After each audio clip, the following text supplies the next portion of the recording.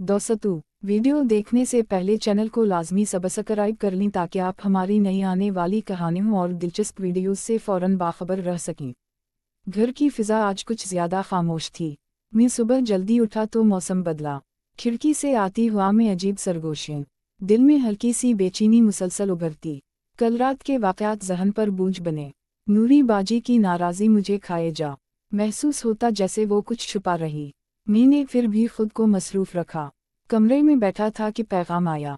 महनूर बाजी ने एक तस्वीर भेज दी। तस्वीर में सादगी मगर आंखों में सवाल।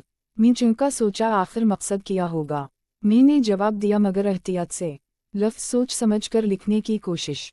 इस बार किसी गलत फहमी की गुंजाइश ना देनी चाहिए जो पहले हो चुकी। महनूर बाजी ने मुख्तसर जवाब लिखा। यूं लगा जैसे वो भी उलझी हुई। माजी की बातों से वो खुद परेशान। मैंने गुफ्तगू वहीं रोक देने दी। सोचा ज़्यादा बात करना मुनासिब ना होगा। दिल में मगर एक अनजाना खदशा उठा। घर में हालात बदलते दिखाई देने कुछ तो था जो सब छुपा रहे थे। मैं नाश्ता करने नीचे आया तो नूरी बाजी की आंखों में थकन थी। चेहरा यूं जैसे रात भर सोई।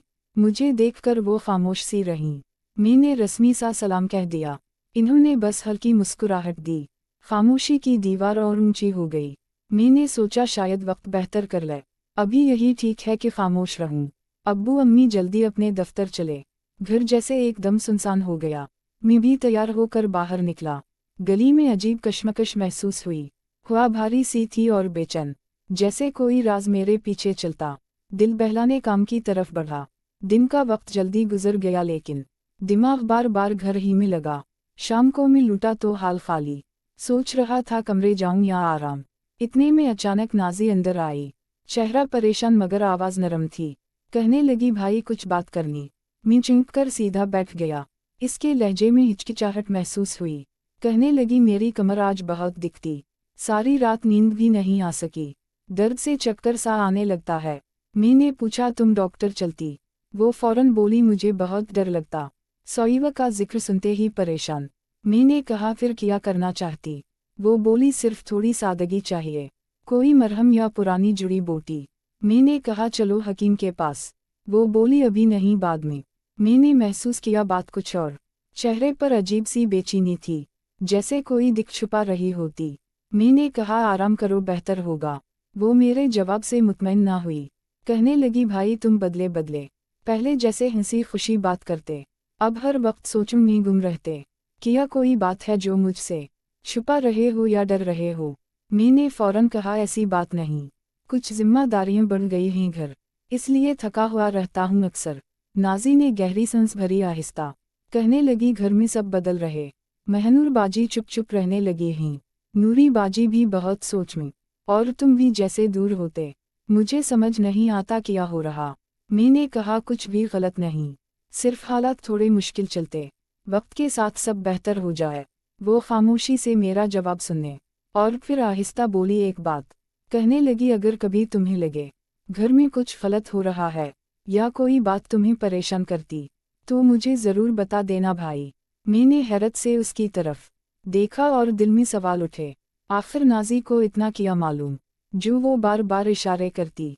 मैंने सोचा, अभी पूछना ठीक नहीं होगा, वक्त मुनासिब आने दो। नाजी उठकर जाने लगी तो रिकी कहने लगी, भाई मैं मदद करना चाहती हूँ, अगर इजाज़त हो कभी। मैंने कहा, ज़रूर, तुम बहन हो। इसने हल्की मुस्कुराहट दे दी, फिर कमरे से बाहर चली गई। मैं गहरी सोचों में डूब गया। एक एक चेहरा दिमाग में घूमे। घर की फ़िज़ा वाकई बदल चुकी। क्या सब किसी मसले में ही? क्या मैं किसी साये से अनजान? या कोई राज है जो सब छुपाते? मैंने खिड़की से बाहर देखा।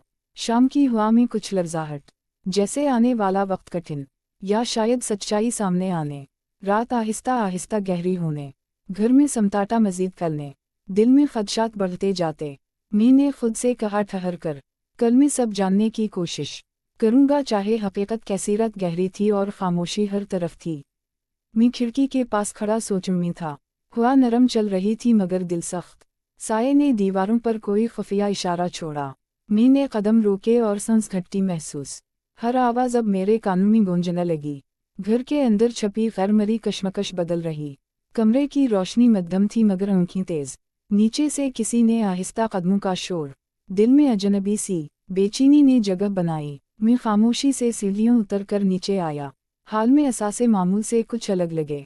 नूरी बाजी सोफे पर बैठी और चाय थामी। उनकी आंखों में सवाल था मगर जवाब गायब। मैंने नाम के साथ हौसला से पूछा, क्या कुछ हुआ है, आप बता सकती हैं? वो थोड़ी देर ने नजरें झुकाकर बोली, कुछ नहीं, बस सोच रही थी, बस यही। मैंने महसूस किया बात में वजन है। महनूर बाजी का हवाला दिल में घूमने लगा। उनके भी चेहरों पर इज़्तिराब साफ दिखाई। कुछ तो है जो हवा मगर पर्दा पोशी। मैंने नरम लहजे में कहा, बता दें, आप दोनों बहनें हैं, राज में शरीक हैं। नूरी बाजी ने गहरी सांस ली और खामोश।